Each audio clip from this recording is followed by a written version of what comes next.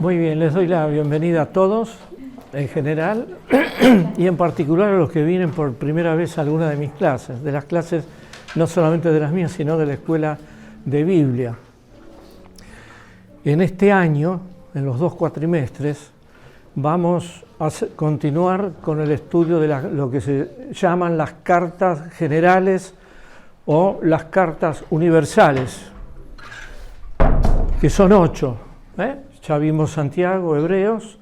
Este año vamos a ver Primera y Segunda Pedro. Y si los tiempos nos dan, veremos también Judas. Como ustedes verán, es un orden cronológico que estamos siguiendo. Continuaremos en los próximos años, 2013, 14, con los últimos 5 libros de la Biblia.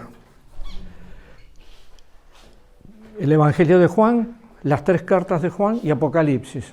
Son los últimos 5 libros cronológicamente escritos, no son los últimos 5 libros que encontramos en el canon. Así que en este primer cuatrimestre vamos a estudiar la primera carta del apóstol Pedro.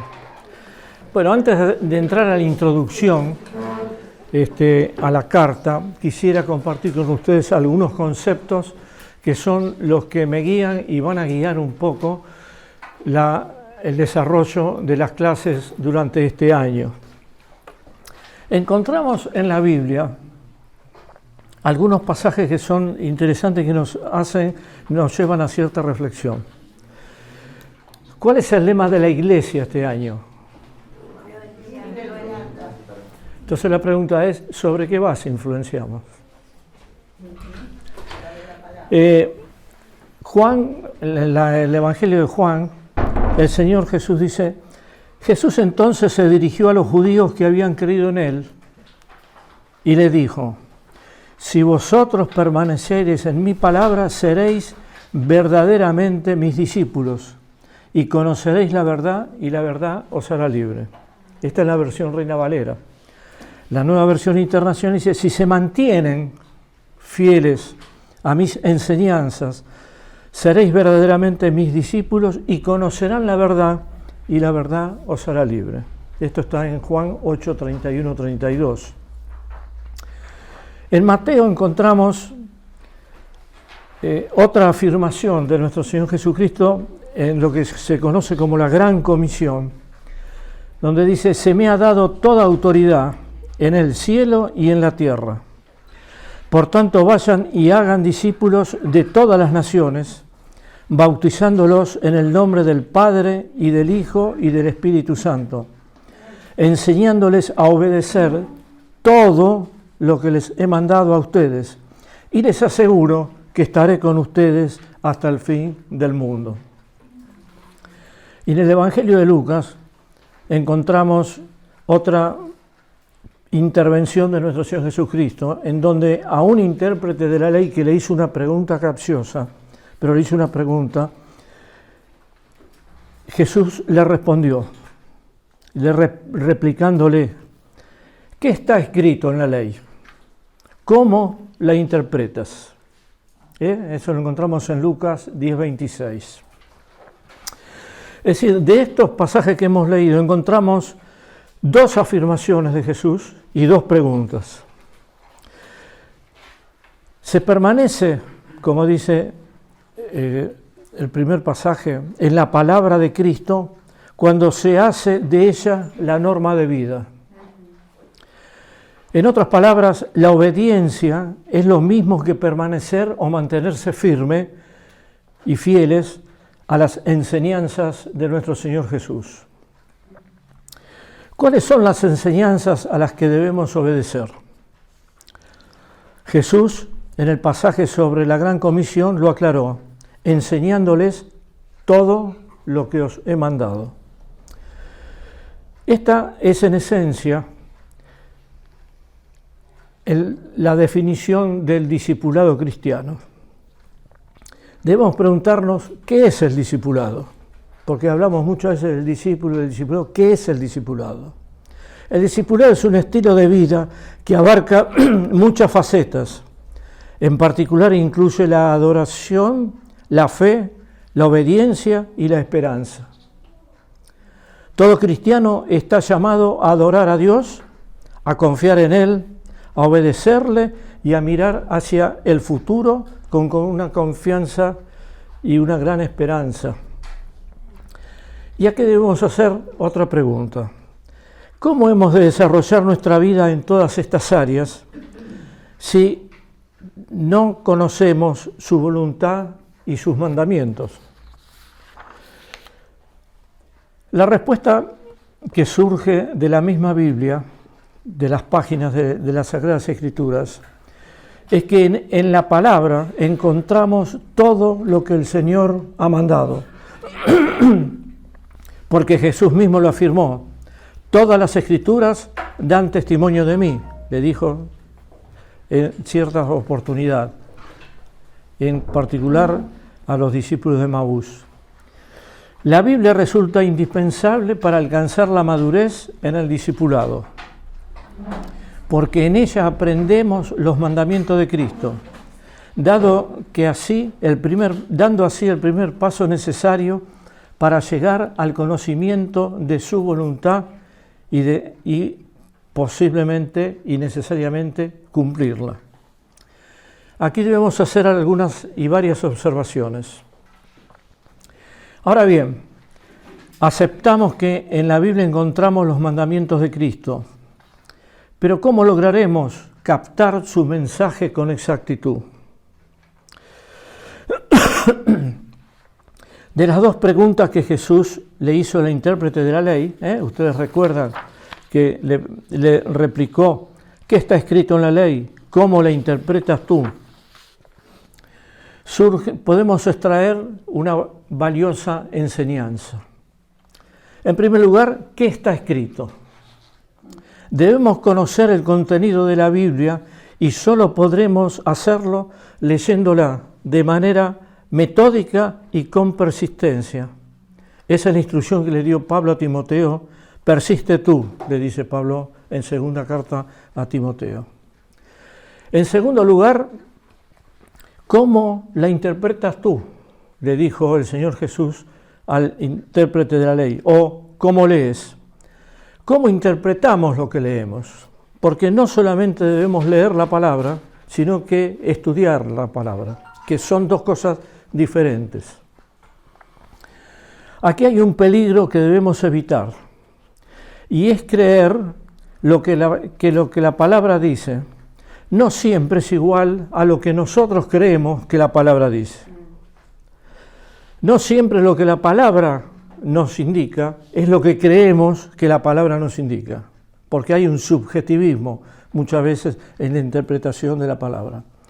Y esta es una gran diferencia y debemos estar muy críticos de cuánto pensamos, leemos o escuchamos. Ser crítico no es lo mismo que ejercer el criticismo, son dos cosas también diferentes. Tengamos en cuenta lo siguiente: la salvación y la esencia de la fe cristiana es en quién creemos. No nos salvan las doctrinas, ni nos salva el conocimiento de la palabra.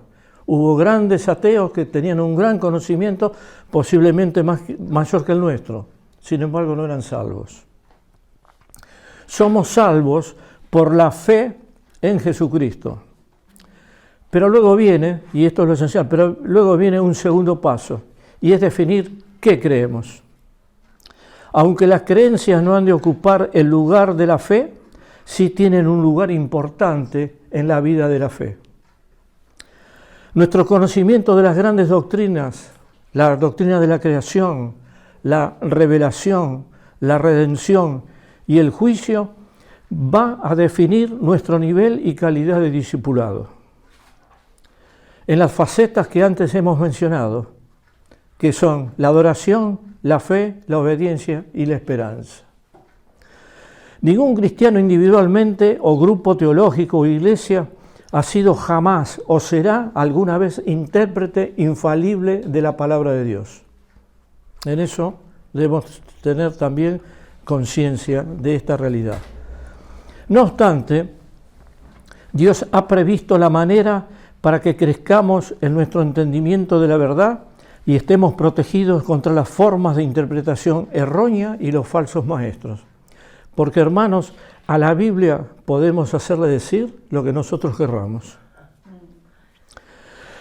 Nos ha dado en este aspecto 3 maestros, 3 medios y principios como guías para la interpretación de su palabra. Este es un tema muy amplio que no vamos a poder tocar en general, pero sí vamos a decir algunas cosas en particular. El primer maestro es el Espíritu Santo, cuya iluminación de nuestras mentes hace posible captar la verdad revelada en las Escrituras. El mejor intérprete de un libro es el autor, porque es el autor el que sabe qué es lo que quiso decir. Y en la palabra de Dios hay un principio que debemos tener en cuenta, que fue un principio aceptado desde la Reforma del siglo XVI, y es que el texto tiene un solo significado, aunque puede tener muchas aplicaciones. En eso es donde interviene la iluminación del Espíritu Santo en nuestras mentes. El libro de Dios solo puede ser interpretado por el Espíritu Santo de Dios, que es el autor de la revelación, de la inspiración y de la preservación de la Biblia, que es la revelación escrita de Dios. El salmista decía: abre mis ojos para que vea las maravillas de tu ley. En segundo lugar tenemos el ministerio docente de la Iglesia. Es este ministerio que el Señor mandó en la Gran Comisión, cuando dice enseñándoles. Es un ministerio para el cual el Señor dispuso que hubiera pastores y maestros y dio dones para la edificación del cuerpo de Cristo y para la preparación de los miembros para el ministerio, no solamente el pastoral, el ministerio de cada uno. La Iglesia tiene un lugar y una responsabilidad en el plan de Dios para dar a su pueblo una interpretación correcta de su palabra. Y es una obligación insoslayable. Es el mandato de Jesús, enseñándoles a obedecer todo lo que les he mandado a ustedes. En tercer lugar, y no menos importante, está el estudio disciplinado del creyente. Tenemos el Espíritu Santo, tenemos el ministerio docente de la Iglesia, pero falta la tercera pata, que es el estudio disciplinado de cada uno de nosotros. En nuestra lectura y estudio de la Biblia, la iluminación del Espíritu y el ministerio de la Iglesia no es un sustituto de nuestro esfuerzo y disciplina. El Espíritu Santo y la Iglesia no pueden iluminar y no pueden enseñar a los vagos. Vamos a decirlo bien en criollo. Es decir, que en el proceso de la educación divina no somos totalmente pasivos. No es que nos vamos a sentar y esperar la revelación. Tenemos una disciplina que ejercer. Lucas la ejerció cuando investigó, cuando estudió, antes de escribir lo que escribió, iluminado e inspirado por el Espíritu Santo, pero Lucas trabajó. Es decir, que, como decía antes, no somos totalmente pasivos, sino que se espera que usemos nuestra propia razón. Escuchamos a Jesús decir en varias oportunidades, por ejemplo en Marcos 8:21, y todavía no entienden, le decía a sus discípulos. ¿Por qué no juzgan por ustedes mismos lo que es justo? Pablo repetidamente pregunta, ¿no saben? Le decía a los creyentes en Corinto y en otras partes. Y a la iglesia de Corinto les dijo, me dirijo a personas sensatas, juzguen ustedes mismos lo que digo. Y Juan, escuchamos decirle, no crean a cualquiera que pretende estar inspirado por el Espíritu, sino sométanlo a prueba. Es decir, la Biblia pone gran énfasis en el uso de la mente. Y la mente la tenemos que usar y ejercitar.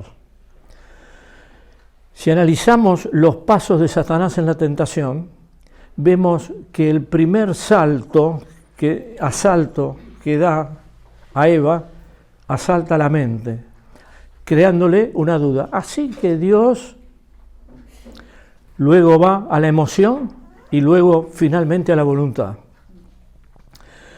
La Biblia pone gran énfasis en el uso de la mente, no como un mero ejercicio intelectualoide. Dios nos ha hablado para comunicar sus pensamientos con palabras que deben ser comprendidas. El uso responsable de la mente glorifica a Dios que nos la dio. Nos enriquece a nosotros y fortalece nuestro testimonio, dentro de la iglesia y fuera de la iglesia. Muy bien, dicho esto, que son conceptos muy amplios que cada uno podríamos tener varias clases, vamos a algunos aspectos prácticos con respecto al uso de los apuntes. A quien primeramente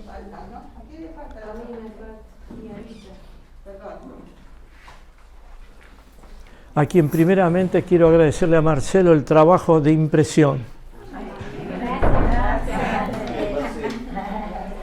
Gracias, Marcelo. Hay como 5.000 páginas acá impresas, ¿eh? Así que, gracias, Marcelo. Además, le doy las gracias anticipadamente porque va a tener que imprimir otras más, pero bueno.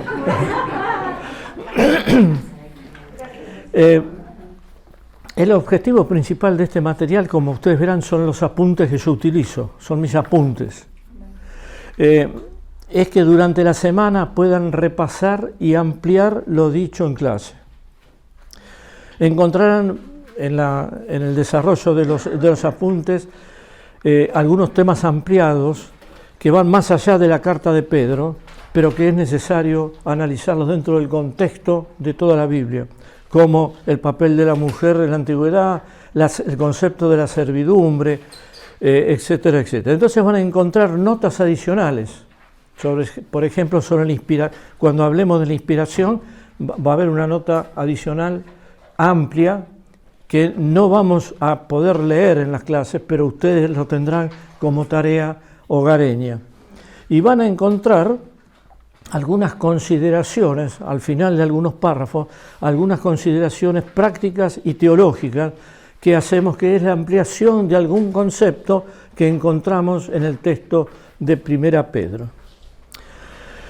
Van a encontrar también abundantes citas bíblicas que sirven fundamentalmente para dar el fundamento o la base dentro del contexto general de la Biblia, lo que Pedro está expresando. Acá hay un principio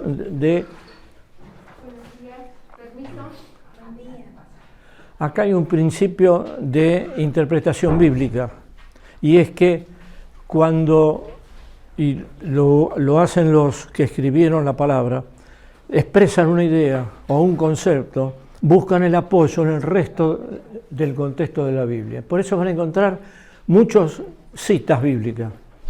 Y Marta, a quien le agradezco, lo sabe muy bien, porque controló más de 2.000 pasajes bíblicos que van a encontrar en estos apuntes. Es decir, no es un exceso por el exceso en sí, sino es para demostrar que lo que Pedro está diciendo tiene el sustento en el resto del texto bíblico, en el resto de la Biblia. Y acá hay una parte importante para ustedes. Cuando encuentren varias citas bíblicas, en algunos casos hay 6, 7, no pretendo que lean las 6, 7, si lo pueden hacer, perfecto, pero si no, elijan algunas, y siempre elijan algunas del Antiguo Testamento y otras del Nuevo Testamento. Eso les va a dar una idea a ustedes de que ese tema está desarrollado en ambos testamentos de la Biblia. Van a encontrar en los párrafos un numerito entre paréntesis. Ese numerito entre paréntesis significa que ese párrafo o ese texto o esa parte de la guía está extraída de un libro. Siempre insisto, Esto es una compilación de obras de grandes siervos de Dios. No es mi tarea fue compilar. Entonces, siempre cito de dónde extraje el párrafo. No siempre, porque alguno va a ir a lo mejor al libro y ver, no siempre la copia es textual.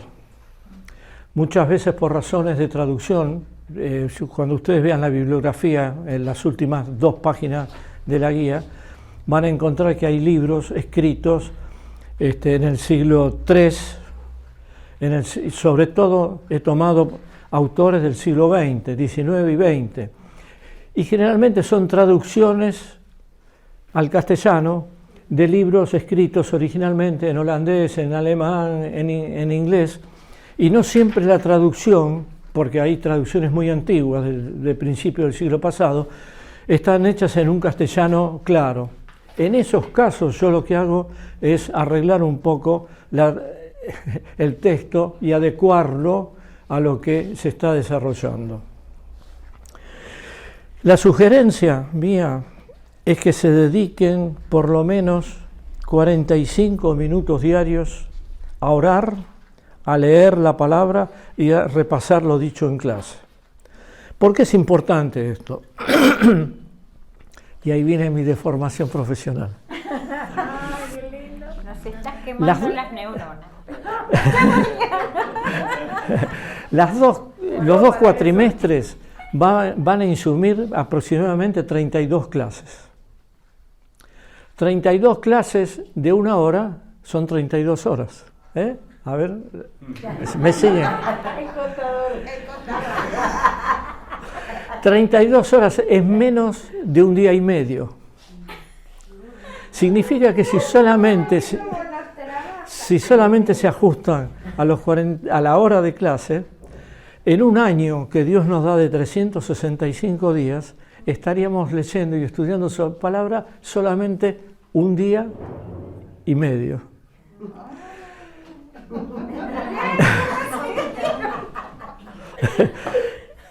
No les quiero crear la culpa, pero se dan cuenta que se requiere, para un estudio sistemático de la palabra, se requiere bastante más que 1 hora de clase semanal. Y ahí es donde entra la disciplina de cada uno. Y la disciplina de cada uno es lo que les va a hacer madurar en la vida espiritual. Bueno, creo que no me ha quedado nada en el tintero, así que en los minutos que nos quedan vamos a comenzar entonces con la introducción a la carta de Pedro. Cuando lean la guía vayan fijándose en el contenido que está en las primeras páginas, porque la guía está ordenada de acuerdo al contenido que hay en la página 4 y 5. Vamos a comenzar entonces en la página 7. Como les decía antes, Primera Pedro está comprendida dentro de lo que se llaman las cartas generales. Ahora, ¿por qué se llaman cartas generales o universales? Hay 2 interpretaciones. En primer lugar, porque iban dirigidas a la iglesia en general. Esto es lo que opinan algunos autores. Iban dirigidas a la iglesia universal, a la iglesia donde la iglesia estuviera. Pero esto no es tan así. La diferencia está en que las cartas de Pablo están dirigidas en general a una iglesia o a una persona. El destinatario está bastante bien definido. En estas cartas no hay un destinatario definido, pero sí hay un destinatario implícito. Porque, por ejemplo, Santiago está dirigida a una comunidad muy específica, porque aunque ampliamente esparcida. Santiago dice las 12 tribus que están en la dispersión. Los destinatarios son las 12 tribus de la dispersión. Las cartas de Juan, sobre todo la primera y la segunda, dan la impresión que están dirigidas a un grupo determinado que está pasando por una situación también determinada. Una segunda explicación, y esta es la más razonable posiblemente, es que las cartas fueron llamadas universales o generales debido a que fueron aceptadas como escritura, es decir, cuando hablamos de escritura hablamos de las escrituras divinamente inspiradas por toda la Iglesia, a diferencia de un gran número de epístolas que solamente disfrutaron de una autoridad local y temporaria, pero que nunca fueron y nunca formaron parte del canon de la Escritura, es decir, de la Biblia. Hay cartas de Bernabé, cartas de Clemente de Roma, de Policarpo, incluso hubo cartas de Pablo. Seguramente Pablo no escribió solamente sus 13 cartas, debe haber escrito otras cartas. Juan debe haber escrito otras cartas que no forman parte porque el Espíritu Santo no aceptó y la Iglesia no aceptó esas cartas. Por eso es que a estas cartas entonces se le puso el nombre de generales. Muy bien, una pregunta, y no es capciosa, ¿eh? ¿Quién es el autor de Primera Pedro?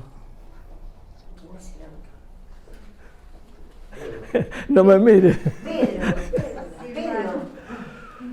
Bueno, no todos opinan igual.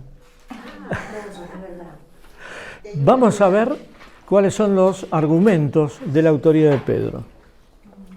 En primer lugar, generalmente cuando se comienza el estudio de un libro de la Biblia, se comienza por el autor. ¿Quién fue el autor? ¿A quién la dirigió? ¿Cuándo la hizo? ¿Por qué la hizo? Etcétera. Que esto es lo que vamos a ir viendo. Es lo que se llama un estudio exegético histórico. Y cuando hablamos del autor, siempre y normalmente se habla de las evidencias que encontramos en el texto bíblico y de evidencias que encontramos fuera del texto bíblico, en otros escritos, por otros autores que no son los autores de la Biblia. Entonces vamos a ver primero la evidencia interna. ¿Por qué decimos que Primera Pedro fue escrita por el apóstol Pedro y qué es lo que nos dice la Biblia para estar asegurando esta aseveración?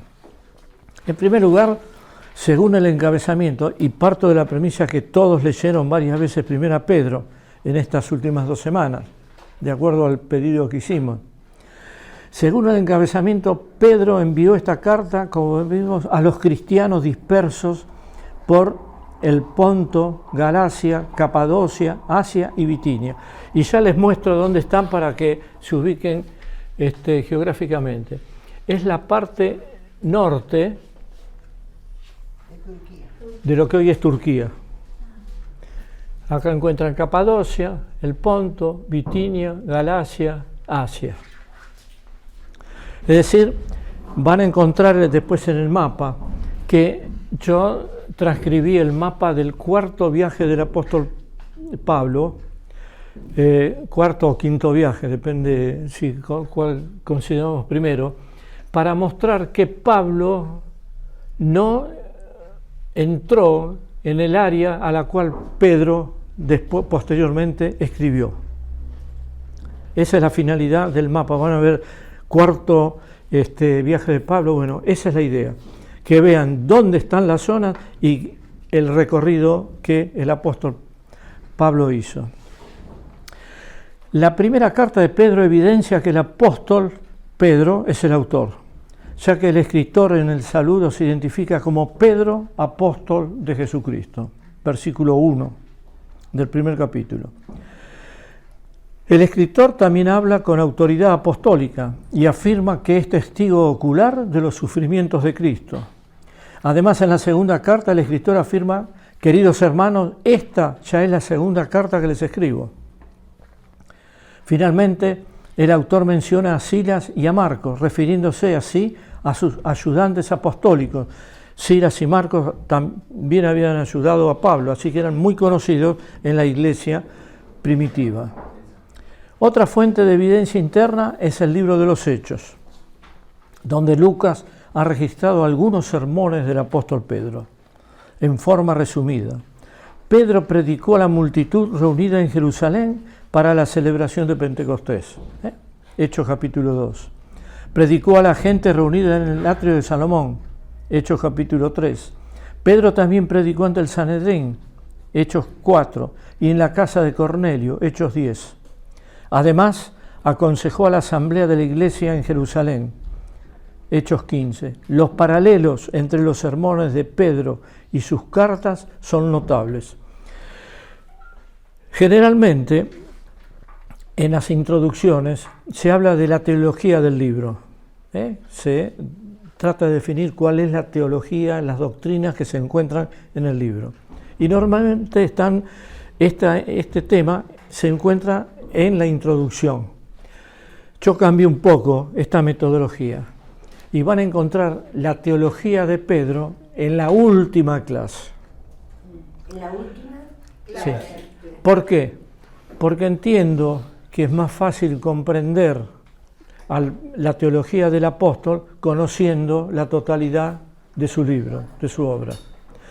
Y cuando veamos la teología del apóstol van a ver cómo hay un paralelismo entre lo que dice en la carta y lo que Pedro predicó en distintas circunstancias, en distintos momentos que hemos mencionado. En 1 Pedro hay información que podemos relacionar con los evangelios. Esperaríamos esto en una carta escrita por uno de los que estaban cerca del grupo apostólico, como Pedro. La conversación de Jesús con Pedro, de Juan 21:15, está reflejada en esta descripción que hace el autor de los líderes cristianos como pastores bajo el control de Cristo, como príncipe de los pastores. Esta designación puede mostrar también la influencia de los dichos de Jesús. El mandato de vestirse de humildad, 1 Pedro 5:5, puede estar relacionado con la escena en el aposento alto, cuando Jesús se ciñó la toalla en la cintura y lavó los pies de los discípulos. En general, y después vamos a ver cuáles autores, la evidencia interna apoya el punto de vista que el apóstol Pedro fue el autor de 1 Pedro. Evidencias externas, es decir, fuera del canon de la Biblia. Por el año 95 después de Cristo, ya casi al final de la época apostólica, por esa época habría posiblemente muerto Juan, el último de los apóstoles, Clemente de Roma dirigió su carta a la iglesia en Corinto, en una carta que se conoce como Primera Clemente. Y en esa misma carta encontramos algunas expresiones paralelas a 1 Pedro. Encontramos alusiones al saludo inicial. Más adelante Clemente se refiere a la preciosa sangre de Cristo. Es una alusión inequívoca a las palabras de Pedro en 1 Pedro 1:19. Luego Clemente utiliza una serie de expresiones que aparecen solamente en la carta de Pedro. Y finalmente, dos de las citas del Antiguo Testamento que encontramos en 1 Pedro también las encontramos en la carta de Clemente. En la primera mitad del siglo II, Policarpo escribió una carta a la iglesia de Filipos. Policarpo, uno de los grandes de la iglesia primitiva. Fue el discípulo de Juan. Discípulo de el Juan. apóstol Juan, que también tenía una injerencia profunda en todo lo que es la Turquía de hoy. Sí. Nosotros nos imaginamos que es Grecia. Claro. Pero Juan también estuvo con una fuerte influencia, de eso Sí. lo vamos a ver en las cartas de Juan después. Así que toda esta zona, o sea, estuvo llevada adelante la tarea evangelística por Pablo, por Pedro y por el apóstol Juan, después de su liberación de Patmos, hizo su centro en Éfeso, donde ya había estado Timoteo, había estado Pablo, etcétera, etcétera. Este Policarpo, que vivió entre el año 70 y 155, es decir, nació aproximadamente 40 años después de la muerte del Señor Jesús, escribió una carta, como decía, a la iglesia de Filipos. En esta carta tiene varias citas de 1 Pedro, y yo cito 4 de esas citas que ustedes pueden leer. Y si bien Policarpo no menciona el nombre de Pedro, es evidente que la fuente de esas citas es la carta del apóstol. Es decir, es evidente que Policarpo había leído la carta primera del apóstol Pedro. Ya hacia finales del siglo II, otro grande de la iglesia primitiva, Ireneo de León, no solo cita primero a Pedro, sino que introduce una cita con estas palabras: y Pedro dice en su epístola. En el siglo III, Clemente de Alejandría y Tertuliano citan primero a Pedro mencionando el nombre del apóstol ya. Y el historiador de la iglesia, Eusebio de Cesarea, dice en su libro La historia de la iglesia: de Pedro se acepta una epístola designada como su primera, y los padres primeros usaron como indiscutidos en sus propios escritos. Además, Eusebio agrega: Papías usó también la evidencia de primera Juan y primera Pedro. Y Eusebio no menciona segunda Pedro, después eso lo vamos a ver más adelante. Resumiendo, la evidencia tanto interna como la externa apoya el punto de vista que el apóstol escribió primera Pedro. Esa es la conclusión de la teología y de los estudios más conservadores. Ahora bien, una pregunta. ¿Por qué hay gente que piensa que Pedro no lo escribió? Ahora vamos a verlo. Durante el siglo XIX, y sobre todo el XIX, y principios del siglo XX, las escuelas teológicas, sobre todo las alemanas, entraron a desgajar la Biblia, buscando para cada libro distintos autores. Y comenzaron a dar opiniones contrarias a la autoría de los libros, de acuerdo a lo que la tradición católica en el sentido de, no de Iglesia Católica, sino en el sentido de la totalidad del Evangelio, aceptaba. La llamada alta crítica. La llamada alta crítica. Y empiezan a establecer algunas objeciones. Las objeciones se pueden agrupar en tres grandes rubros. Hay objeciones de tipo histórico, de estilo y de composición. Entonces ahora vamos a ver las objeciones. Las objeciones desde el punto de vista histórico, dicen algunos autores, sostienen que la carta refleja una persecución romana oficial que solo se desató en el siglo II, durante el gobierno de Domiciano, ya en la última parte de la vida de Juan, o de Trajano, el otro emperador, que gobernó del año 98 al 117. Se basan en que la descripción del sufrimiento en 1 Pedro 4, 12, 16, esa es la importancia de que ustedes hayan leído la carta, porque yo voy a citar los versículos, pero no los voy a leer.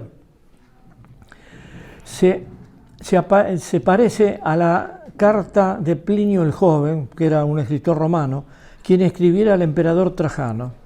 Si esto fuera así, estas persecuciones no serían el resultado de las persecuciones promovidas contra los cristianos por Nerón.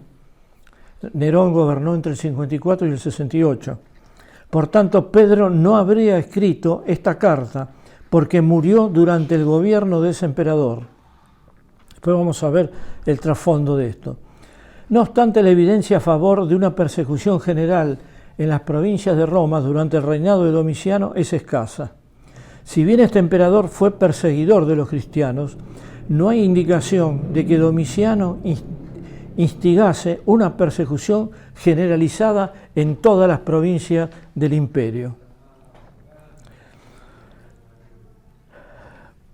Por otra parte, la afirmación que las persecuciones bajo Nerón quedaron limitadas a Roma también es dudosa.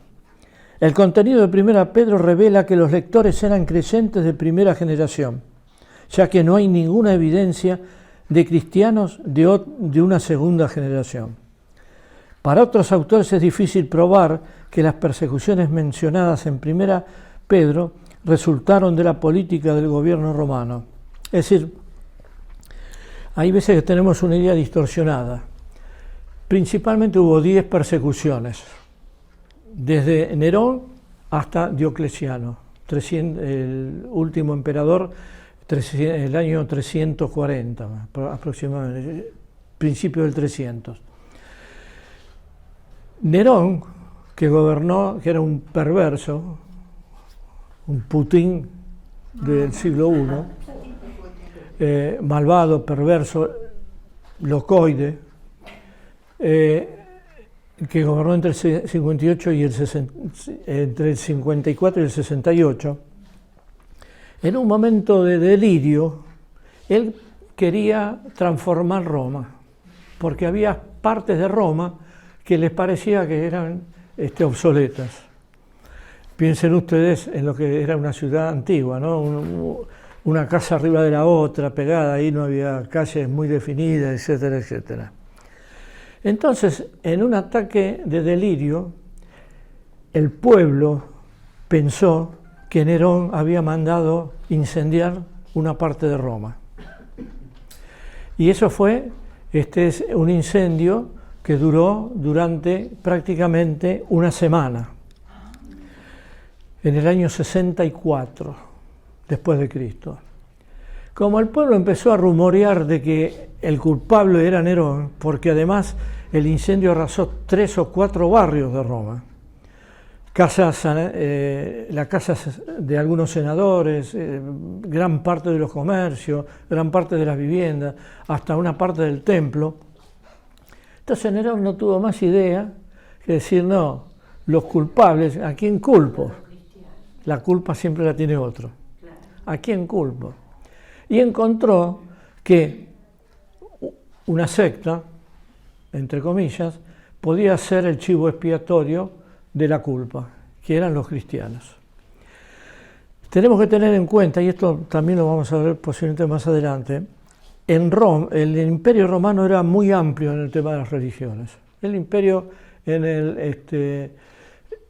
romano aceptaba cualquier religión en la medida que no afectara la moral pública ni el gobierno público.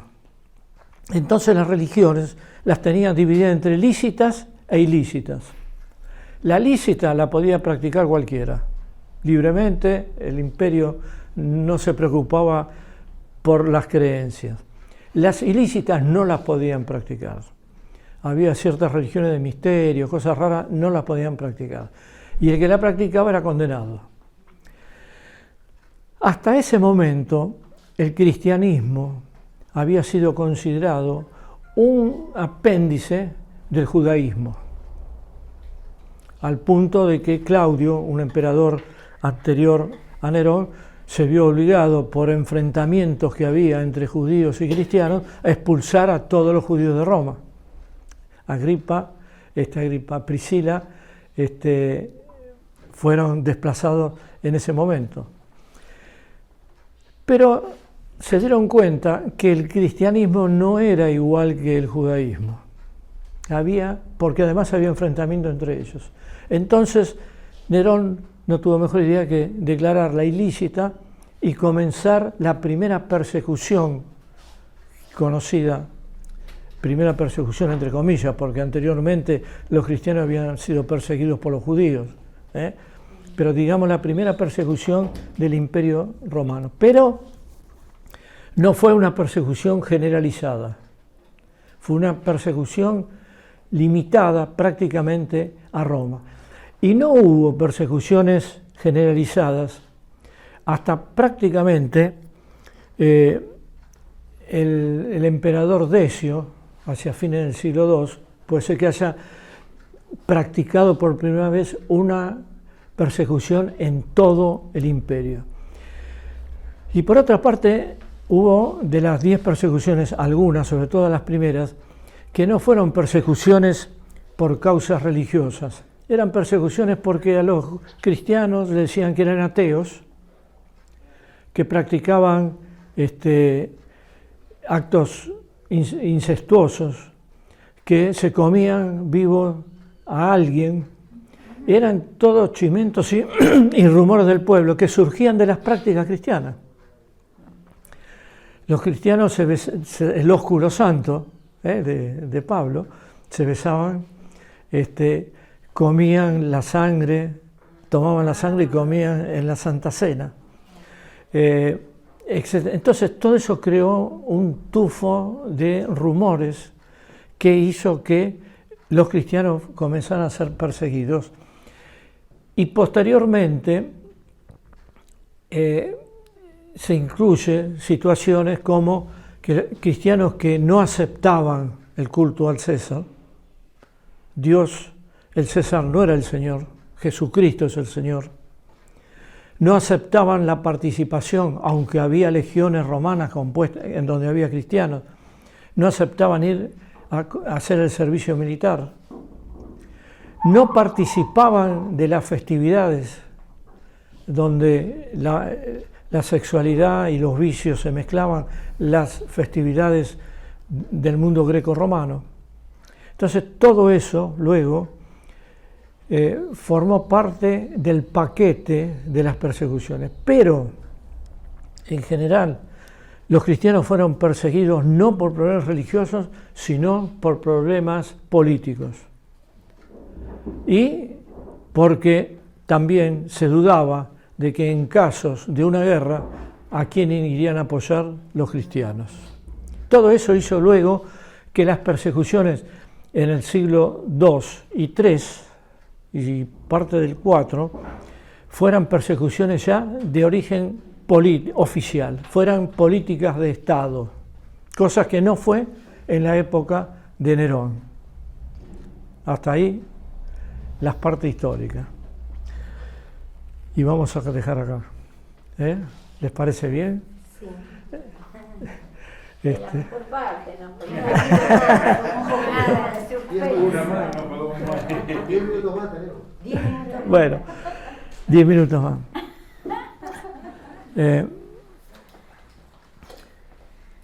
Bueno, ya hemos visto la zona donde Pedro predicó y vemos, por ejemplo, el hecho de que Pablo no incursionó en esa zona, el hecho que el Espíritu Santo le impidió a Pablo ir a Bitinia, a quien luego Pedro dirige la carta.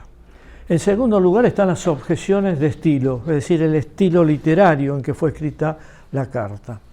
El argumento de mayor peso para quienes rechazan la autenticidad de 1 Pedro es el lingüístico, es decir, la lengua, el idioma en que fue escrita.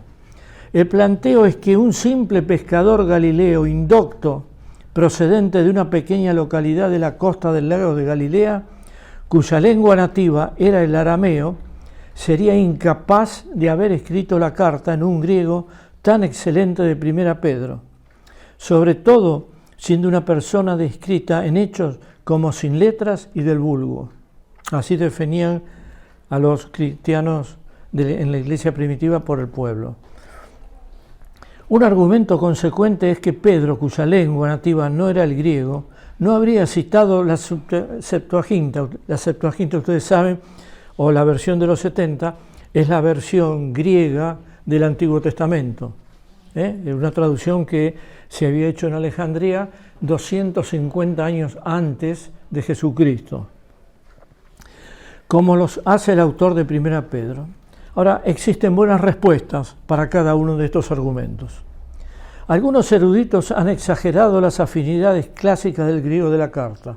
El griego de la carta de Pedro es muy bueno comparado con el griego de Hebreos y otros libros, pero no es excesivamente excelente. La carta contiene expresiones semíticas coherentes con la educación judía del apóstol.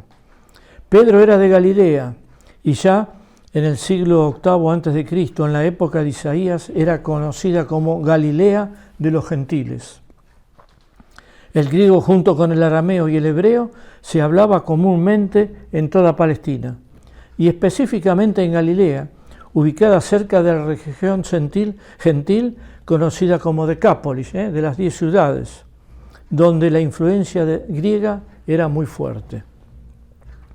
Pedro escribió la carta después de 30 años de viajar y ministrar entre personas en gran medida de habla griega, lo que le habría permitido un mejor conocimiento y dominio del idioma griego. Hablamos de 30 años, porque la carta fue escrita por el año aproximadamente 64-66. Para Pedro era natural citar la Septuaginta, ya que era la versión más conocida de sus lectores. El mismo Señor Jesucristo dio citas de esta versión.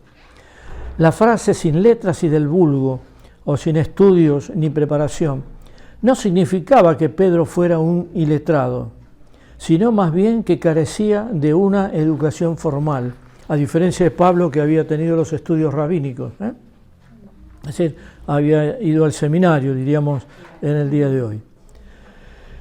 No son los eruditos, la historia nos lo demuestra, no son los eruditos los únicos que pueden traducir grandes obras literarias. Tenemos el caso de Juan Bunyan, autor, en inglés, autor del Progreso del Peregrino, una de las obras cristianas más leídas y apreciadas, y era Bunyan un humilde ojalatero. Por último, Pedro informa a los lectores que ha escrito esta carta con la ayuda de Silvano o Silas. Era común que los escritores antiguos usaran amanuenses, escribas, le dictaban lo que querían. Pablo utilizó amanuenses, o secretarios para que les ayudara a escribir sus libros. Y fíjense que aunque Pablo era un erudito con gran formación, hizo uso de tales ayudantes, vemos en Romanos y en otras partes. Según el relato de Lucas, Silas era un líder de la iglesia, un profeta, un colaborador de Pablo y un ciudadano romano. Es posible que bajo la supervisión del apóstol haya mejorado el estilo literario de Pedro. Pedro le dictaba de una manera y Silas escribía manteniendo ciertas reglas del idioma griego. En otras palabras, el pensamiento pertenece al apóstol Pedro, pero el estilo es el de Silvano. Y así, pese a la excelente calidad del griego, podemos afirmar que la carta es obra de Pedro. Bueno, y en tercer lugar, si el pastor me da 5 minutos más, está la composición de la carta. La objeción final a Pedro como autor de Primera Pedro tiene que ver con la composición de la carta. La carta, afirman los críticos, parece ser una producción compuesta, dado que tiene dos conclusiones diferentes. En el capítulo 4, versículo 11, el escritor escribe una doxología que termina con la palabra amén. Y ahí dicen, bueno, ese es un libro, es una carta. En el versículo siguiente, 4:12, comienza con el familiar apelativo queridos hermanos, como se comienzan generalmente las cartas.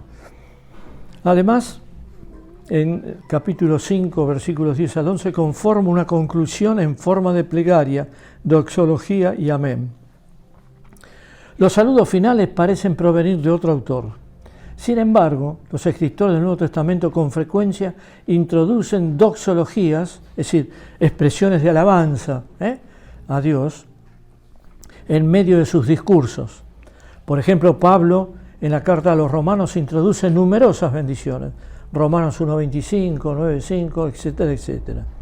Por otra parte, el argumento de que el apelativo, queridos hermanos, indica el comienzo de otra carta no es consistente, por cuanto Pedro utiliza la misma expresión en otra parte de la carta del capítulo 2, versículo 11. Hay quienes niegan la autoría de Pedro, aduciendo, entre otros, dos argumentos.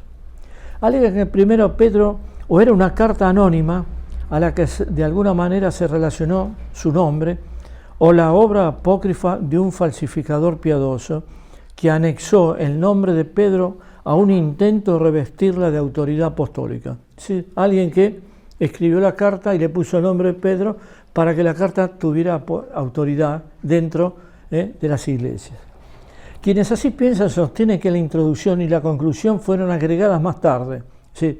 Pedro, apóstol de Jesucristo, y en la conclusión no figuraban en la carta inicialmente. Y la agregaron más tarde para hacerla aparecer como si Pedro lo hubiera escrito. Pero es difícil aceptar que una carta que había circulado anónimamente de repente aparece con el nombre de Pedro agregado a ella sin levantar sospechas en las iglesias a las que fue dirigida. Tampoco hay evidencia en ningún manuscrito antiguo de que Primera Pedro circulara sin introducción ni conclusión. En la multitud de manuscritos que tenemos del Nuevo Testamento, no hay ninguno en donde figure la carta de 1 Pedro sin la introducción o la conclusión, con lo cual indica que la carta circuló siempre en la composición que tenemos. La afirmación de que el uso de seudónimos, algunos dicen, bueno, pero se usaba mucho la pseudonimia, era un recurso literario aceptado, también es inaceptable. La iglesia primitiva no aprobaba supuestas falsificaciones piadosas. Pablo advirtió sobre falsas cartas que ya circulaban pretendiendo ser obra del apóstol y dio pasos para autenticar las suyas. Recuerdan que Pablo dice, les escribo de mi propia mano. ¿Por qué? Porque ya estaban circulando cartas de seudónimas con el nombre de Pablo, ya en la vida de Pablo, es decir, antes del año 64. Bueno, la conclusión, teniendo en cuenta todo esto que hemos dicho, es lo que quisiera que ustedes recordaran, y acá cito algunos autores de línea conservadora teológicamente, que expresan, como dice Barclay, por nuestra parte no vemos razón alguna para dudar en cuanto a que la escritura, la epístola, sea ciertamente obra del apóstol Pedro. Kistemaker, otro gran teólogo holandés, escritor de un comentario del Nuevo Testamento, en base a las evidencias internas y externas a las que agregamos las consideraciones estilísticas, nosotros aceptamos a 1 Pedro como libro apostólico escrito por Pedro. Llegamos a la conclusión de que el punto de vista tradicional parece ser más razonable que cualquiera de las hipótesis alternativas. Y así citó otros 3 autores que ustedes pueden leer. Definitiva, ¿quién escribió la carta 1 Pedro? ¿Quién es el autor? Pedro. Muy bien, hermanos. Si tienen preguntas, este es el momento. He ocupado mucho tiempo hoy, pero el domingo que viene ocuparé el mismo. Bueno, hermanos, ha sido un placer compartir con ustedes la clase. Le voy a pedir a Marcelo si nos despide con una oración.